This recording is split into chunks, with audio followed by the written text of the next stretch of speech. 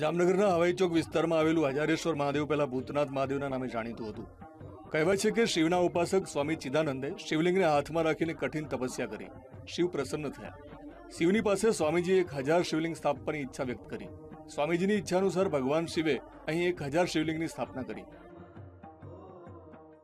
આ મંદિર સ્વામી શ્રી ચિદાનંદજીએ ભૂતનાથ મહાદેવ સામે 12 વર્ષ હાથમાં શિવલિંગ રાખીને ઊભા રહી સતત અને કઠિન ઉગ્ર તપ કર્યા પછી ભૂતનાથ મહાદેવની પ્રસન્નતાથી 1000 શિવલિંગનું સ્થાપના 3 ખંડની અંદર કરેલું છે તથા નિજ મંદિરની બહારની દિવાલો ઉપર આર્ય ગોખલે શિવની સ્થાપના કરેલી છે। અહીં ભૂતનાથ મહાદેવના જુદા જુદા ખંડોમાં શિવના કુલ 1000 શિવલિંગ છે। મંદિરમાં શિવલિંગ સાથે સ્વામી ચિદાનંદજીની વિશાળ કદની પ્રતિમાની પણ સ્થાપના કરવામાં આવી છે।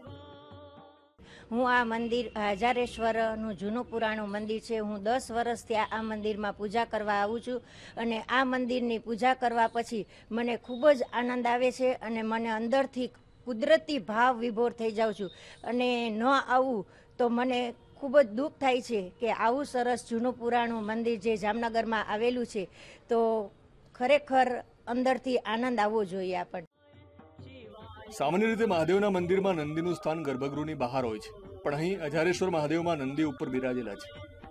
કેમેરામેન અમરીશ ચાંદ્રા સાથે રવિ બુદ્ધદેવ, VTV જામનગર।